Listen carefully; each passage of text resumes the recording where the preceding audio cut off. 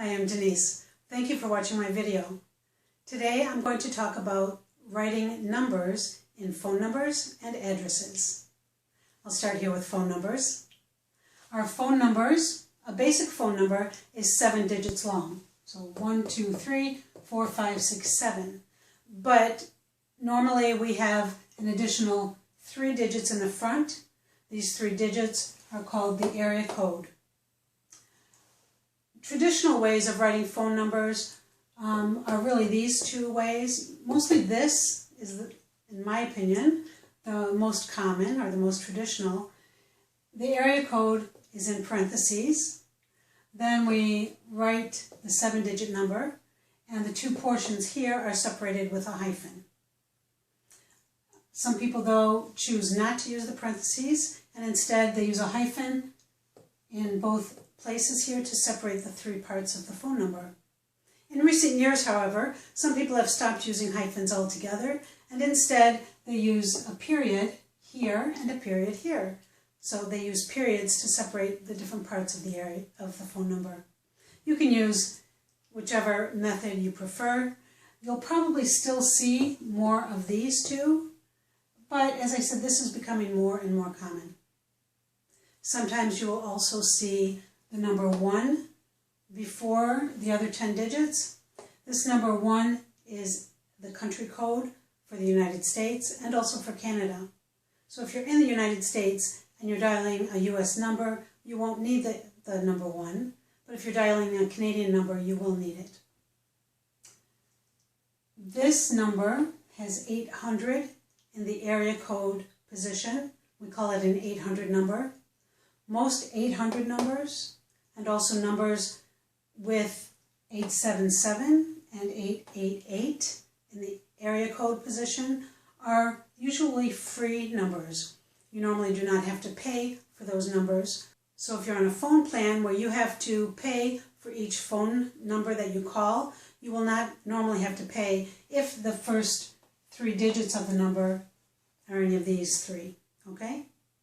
Normally, though, this is for the area code. The area code represents the city that you're calling.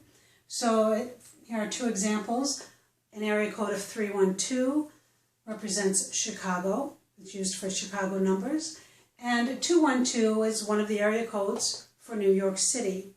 Some large cities like New York City may have several area codes.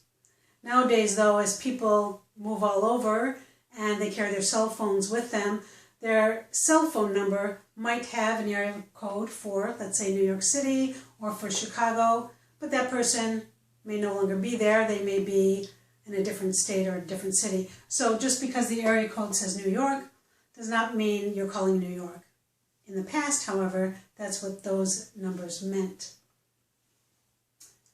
Let me now talk a little bit about numbers in addresses. When we write addresses, we don't use punctuation with the number. In another video, I talked about the need for using a comma in large numbers. Well, we don't use that comma or any other punctuation when we write an address number. Okay? So here are some examples. I have 123 Main Street. Of course, there's no punctuation here in a 3-digit number, but also in these 2 larger numbers, 1223 Main Street or 12233 Main Street. None of these have any commas or any other punctuation in the address number. Okay? Our addresses also have zip codes associated with them, or postal codes. So here I have 123 Main Street, Chicago, Illinois, 60601. This is the zip code or postal code, and there's also no punctuation here. Okay? Here's another example. 5th Avenue. I don't have the address. I could have put an address there. But 5th Avenue, New York, New York. And here's my zip code. Notice this time I used a 2-part zip code. If I have a 2-part zip code, then I do need to put a hyphen here, separating the first part from the second part. Most of the time we don't have a 2-part zip code. If we're just mailing to somebody's home, for example, we have a 1-part zip code like that. But there are many places, though, they do use a 2-part. So if we have a one-part zip code, there's no punctuation or no other symbols at all, but in a two-part zip code, we do have a hyphen between the two parts. So that's just a little bit about writing numbers in phone numbers and addresses. Thanks for watching. Bye.